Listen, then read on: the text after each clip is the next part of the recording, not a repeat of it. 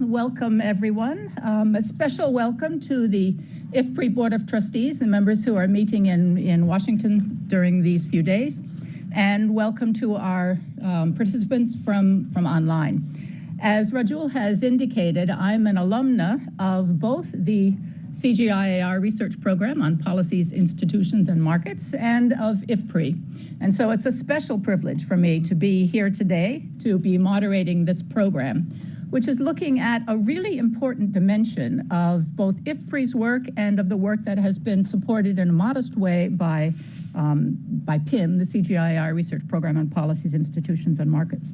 We'll be looking at lessons from the IFPRI country programs and how those lessons and how the programs have served to inform policy in the countries where the programs are active. Okay, thank you, Karen.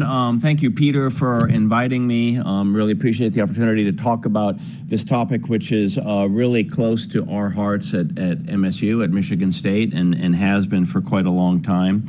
So a lot of what I say here is going to be affected by the intensive thinking that we've been doing about the new Food Security Policy Innovation Lab that David Atwood just spoke about. It's finally unofficially official, okay, that MSU has won that, partnering with IFPRI.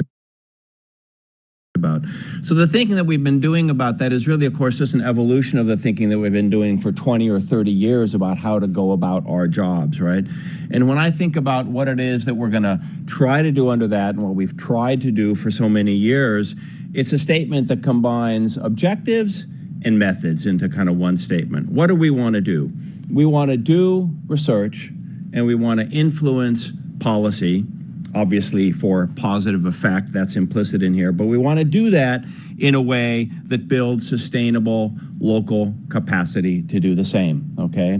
And so at MSU, really country programs have been central to the way that we've gone about that forever, you know, for as long as I've been at Michigan State. So I'm really pleased that that this study was done, and I'm pleased that a lot of the themes that were highlighted in the study really resonate with the kind of things that we've been thinking, and that thinking has changed over time.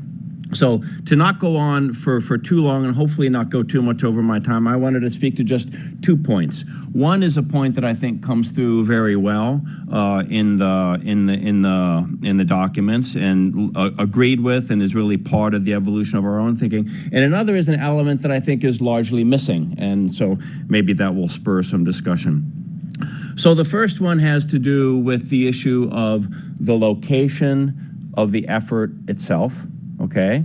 The research, applied policy research and policy engagement effort, and then the linkages of the kind of that institutional home with the rest of the policy ecosystem. This is really, really crucial because, you know, if we think about independent research centers, if we talk about university departments or centers that do this type of research, if we think about government ministries, we think about statistical agencies, these are all key nodes in this policy ecosystem. All of them are important for doing what we want to do, but each of these nodes has different objectives. The people in them therefore have different incentives, right? And they have different capacities. So I think the report does a very good job, and I think both IFPRI and MSU went through a period where we tried to build policy, analysis, capacity in public sectors in Africa, in ministries of agriculture, ministries of commerce in Mozambique and elsewhere. And while there's been some success in that, we concluded that it simply was not the correct institutional setting to be able to do this. We spent a lot of money, a lot of time, a lot of good came out of it, but in the end, you look 10 years later, and for example, in Mozambique, what do we see persisting in the public sector that we did, and what do we see not persisting in the public sector? What's persisting is the Ag Market Information System. It is still producing weekly bulletins that are relevant to what decisions that go on. That's kind of a routinizable basic analysis kind of activity.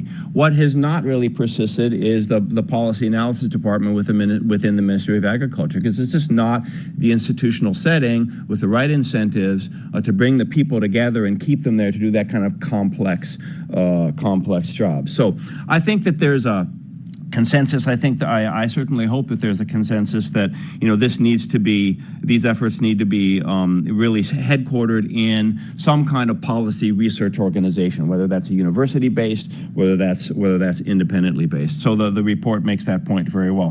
What the report doesn't ask the question, as far as I saw anyway, is do we do this in an existing organization, or do we try to create new organizations, right? So this is obviously depends on the circumstances. You know, the advantage of doing it with an existing organization, you know, we know what these are. They're there, they have some researchers, they have perhaps funding that can be leveraged and so on and so forth. But there can also be downsides in that, and some of these institutions are weak, right? So do we put the effort into creating new institutions? MSU has done both.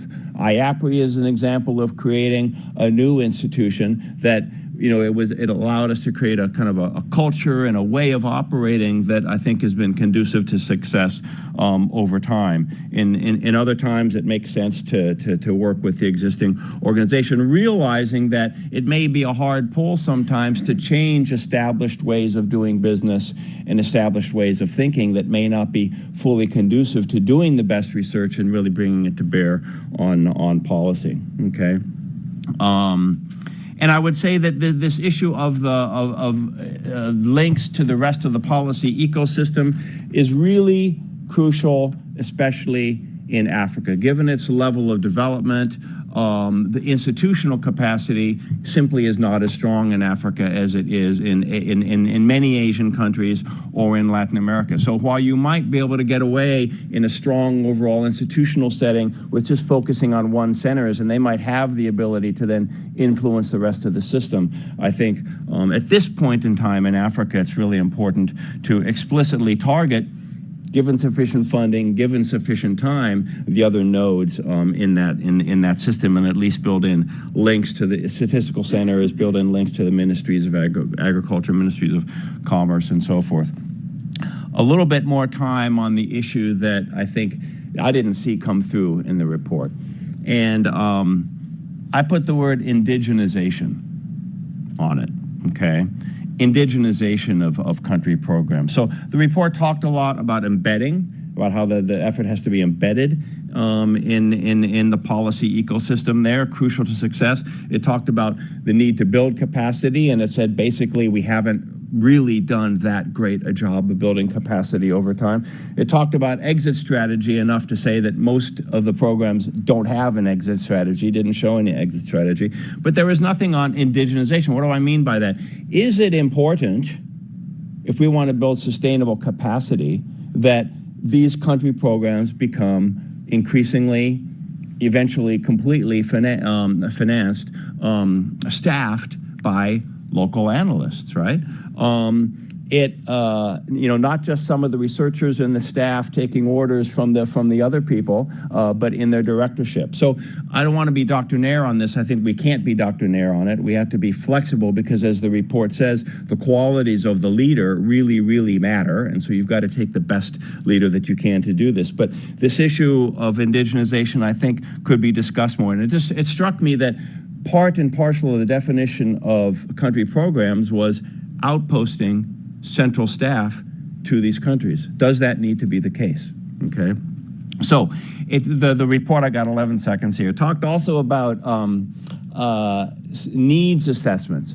I think that's great. I think the challenge is to make that a self-needs assessment. So this is going to be really central to what we try to do under the Food Security Policy Innovation Lab, which is putting these centers in charge of their own capacity development, of defining what their needs really are, helping them do that, of course, working with them to do that, but putting them in charge of it and giving them the resources to be able to deploy and bring in the kind of training, the kind of collaborative work, whatever it is they decide that they need to do, how to do this. So it's a need for facilitated self-needs assessments. I do agree that needs assessments in general need to be done much more definitively and much more often in these programs. So again, to stop, I want to avoid simplistic approaches in this area of indigenization, but I think we have to say that over time, that's very important. What are there, 400 ag economists now in the AAAE, where, as opposed to 50 some years ago, the number that you used? We need to bring these people into positions of leadership. And do they have to be hired into Washington first or hired into East Lansing first to then go lead these programs? So, okay, thank you.